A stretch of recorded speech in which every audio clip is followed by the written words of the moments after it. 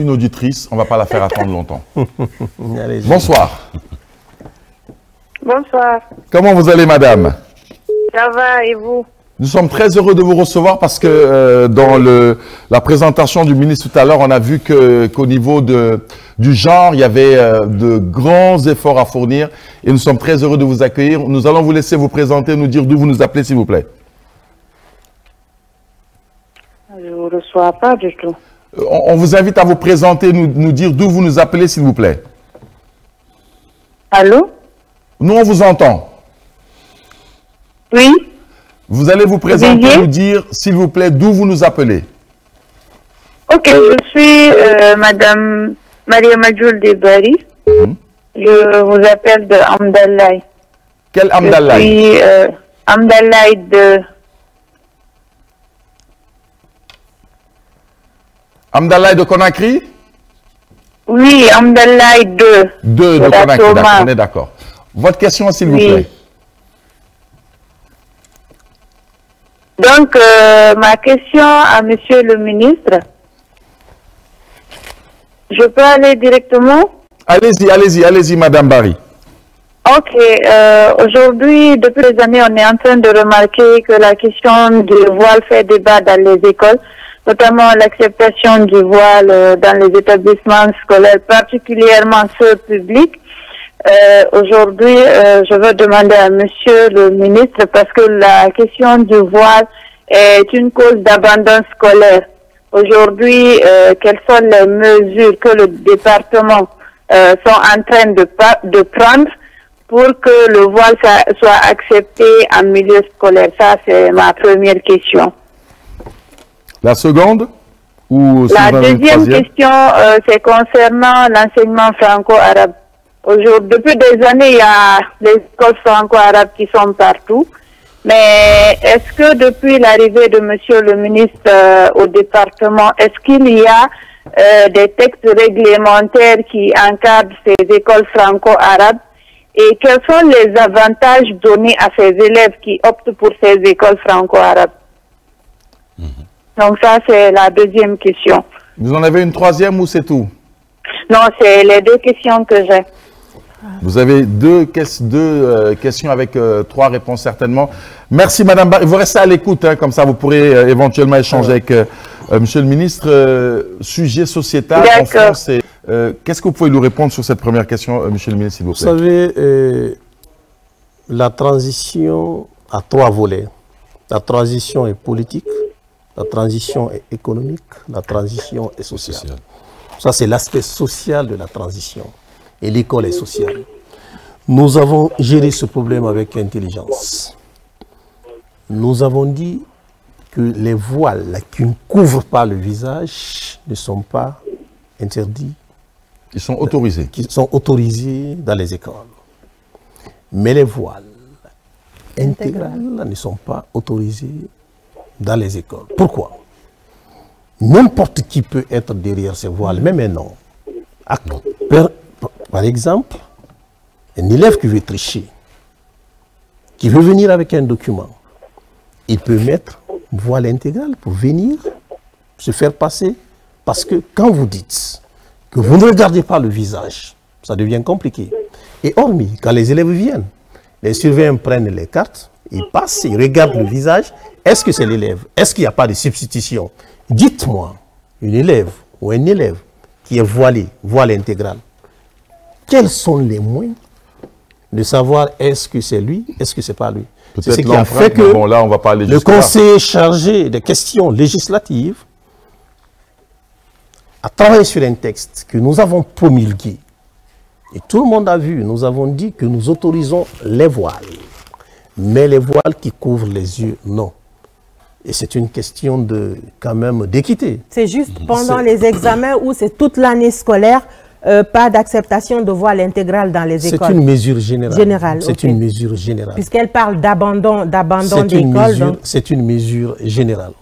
Donc voilà, donc c'est comme ça. Mais la deuxième question. Madame Barry, vous êtes là? Oui.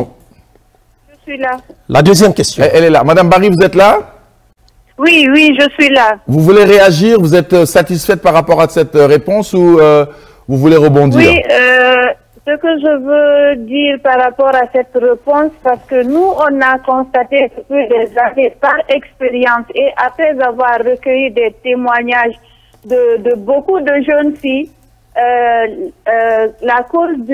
le voile a été une cause pour elles d'abandonner l'école. Et tous les gouvernements sont unanimes là-dessus que l'éducation des enfants, particulièrement ceux des filles, est une priorité. Donc, c'est par rapport à cela, est-ce qu'on peut cette cause aujourd'hui pour éviter la conséquence qui est l'abandon scolaire? Alors, vous gardez l'écoute. Hein, vous avez dit, vous, j'ai le pressentiment que vous parlez au nom d'une ONG ou d'une organisation. En tout cas, on a l'impression que vous maîtrisez ces sujets. Pouvez nous dire d'où vous nous appelez, comme on dit? D'où vous parlez? Allô? Oui, vous m'entendez, Madame Barry? Oui. Vous êtes à la tête d'une ONG ou vous avez dit nous, le nous c'est qui, s'il vous plaît?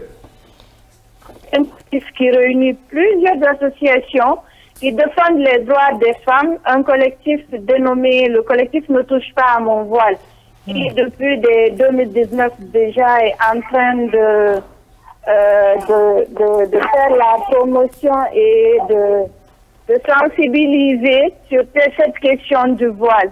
D'accord. Heureusement, l'année dernière, on a eu un communiqué autorisant le voile, mais que pendant les examens. Et alors que notre inquiétude aujourd'hui qui est là aussi, c'est que les écoles publiques n'acceptent pas le voile. Intégral. Pas que le voile intégral. Les écoles publiques n'acceptent même pas le voile SEM. À un moment donné, on a tourné dans les écoles et on a remarqué nous-mêmes de nos yeux, dans un des bureaux, il y avait tous les voiles que les filles devaient laisser là-bas avant d'entrer en classe. Donc, même pendant l'année scolaire, il y a certaines écoles publiques qui n'acceptent pas le voile carrément. Merci. Vous gardez l'écoute. Vous êtes au courant de cette situation, monsieur le ministre? Cette ONG ne touche pas, de ne pas toucher à leur voile. Ne touche pas à mon voile. Nous les avons reçus. Nous avons d'ailleurs travaillé avec elles. Et je vais vous dire quelque chose. Vous savez, nous sommes en train, c'est aujourd'hui même, on a finalisé le texte. Aujourd'hui même. Nous sommes en train de mettre en place la direction de franco-arabe. Cette direction, parce que cette direction n'existe pas. Et je vous dis, c'est aujourd'hui même qu'on a finalisé les textes que nous allons soumettre au président de la République pour la création de cette direction. Une direction nationale de l'enseignement franco-arabe. Okay. Et cette direction va traiter toutes ces questions. Mais nous avons des règlements généraux. Vous savez, les principes sont durs, mais ce sont les principes. Ouais. Quand vous faites ici au principe, après n'importe qui peut. Les principes sont des principes. Nous avons les règlements généraux derrière lesquels nous sommes fidèles. Nous avons aussi des principes. Nous avons dit ceci, nous leur avons dit, nous avons discuté, ils sont venus, nous avons travaillé. Nous pouvons accepter quand ce n'est pas intégral. Mais quand c'est intégral, nous ne pouvons pas accepter parce que ça devient de l'injustice. N'importe qui peut se cacher derrière ces voiles. Mais elle ne parle pas du voile intégral, monsieur, elle parle d'un voile... Non, mais moi, écoutez, je vais vous dire quelque chose. Je ne vois aucune école qui refuse ces voiles. Je n'ai pas connaissance. Et si nous avons connaissance, nous prenons les dispositions. Pendant les examens, nous avons été saisis, nous avons pris tout de suite les dispositions et nous avons appelé. Ils sont même venus, nous avons fait un écrit. Cette ONG, elle-même, elle est partie dans les écoles pour afficher ces écrits. Ce que je vous dis, ça existe. Parfait. Donc si elle me dit qu'il y a des écoles qui refusent les voiles, je veux bien savoir de quelle école il s'agit. Peut-être que, comme elle connaît le chemin du départ, elle va faire la remontée. La deuxième question, sur l'enseignement franco-arabe, les textes réglementaires. Et... Bon, par rapport à l'enseignement franco-arabe, c'est d'ailleurs la toute première initiative présidentielle au ministère de l'enseignement préuniversitaire. Je m'explique. Quand nous sommes venus aux affaires,